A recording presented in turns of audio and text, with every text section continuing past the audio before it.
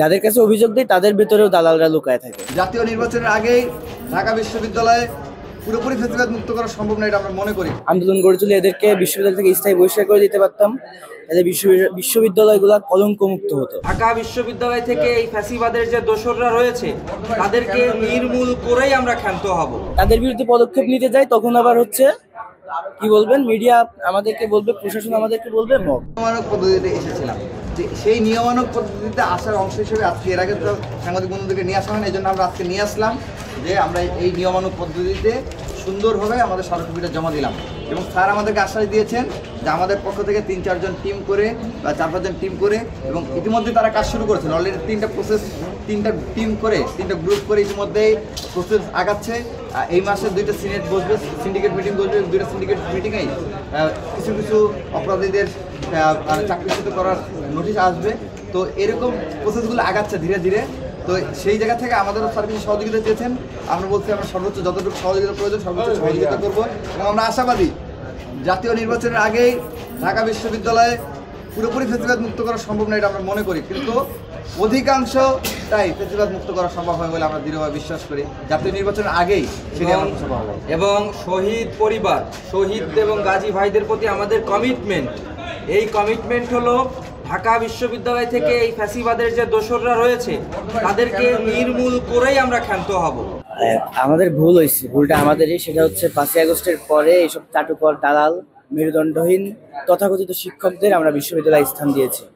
এটাই হচ্ছে আমাদের সবচেয়ে বড় ভুল। আমরা যদি তখনই এদের বিরুদ্ধে আন্দোলন গড়ে তুলে এদেরকে বিশ্ববিদ্যালয় থেকে স্থায়ী বহিষ্কার করে দিতে পারতাম, তাহলে বিশ্ববিদ্যালয়গুলো কলঙ্ক মুক্ত হতো।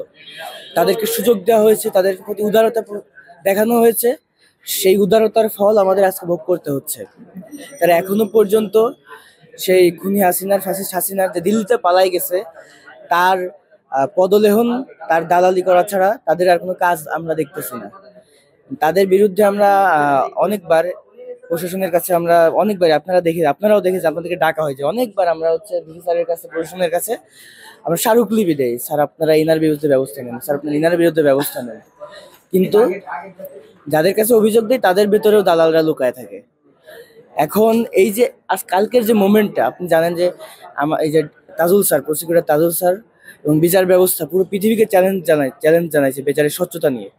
রাষ্ট্র একটা রায় দিয়েছে, সেই রাষ্ট্রের রায়ের বিরুদ্ধে গিয়ে দিল্লির এইসব দালালরা, হাসিনার পদলেহনকারী মেরুদণ্ডহীন তথাকথিত শিক্ষকরা কত বড় হিম্মত, তা হাসিনার পক্ষে তারা বিবৃতি দেয়, তারা এই রায় মানে না।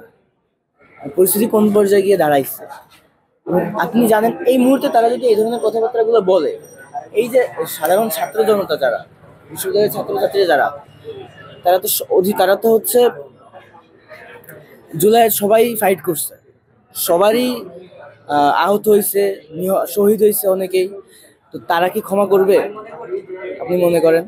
তো এইখানে যদি শিক্ষার্থীরা যদি স্বতঃস্ফূর্তভাবে তাদের বিরুদ্ধে পদক্ষেপ নিতে যায়, তখন আবার হচ্ছে কি বলবেন, মিডিয়া আমাদেরকে বলবে, প্রশাসন আমাদেরকে বলবে মব, তাই না? আমরা আমাদের একটাই দাবি শিক্ষকদের বিরুদ্ধে, এইসব শিক্ষকদের, সেটা হচ্ছে এদেরকে স্থায়ী বহিষ্কার করতে হবে। বিশ্ববিদ্যালয়ে যতটুকু ক্ষমতা, বিশ্ববিদ্যালয়ের ক্ষমতা হচ্ছে স্থায়ী বহিষ্কার করতে পারবে। খুনি হাসিনার পক্ষে বিবৃতি দেওয়া এইসব শিক্ষকদের, যারা ঢাকা বিশ্ববিদ্যালয়ে যারা আছে, এদেরকে স্থায়ীভাবে বহিষ্কার করতে হবে। পরবর্তীতে যাতে কখনোই তারা ঢাকা বিশ্ববিদ্যালয়ে কোনো ধরনের অবস্থানের সুযোগ না পায়, সেইটা নিশ্চিত করতে হবে। আমরা এই দাবিতেই মূলত এসেছি।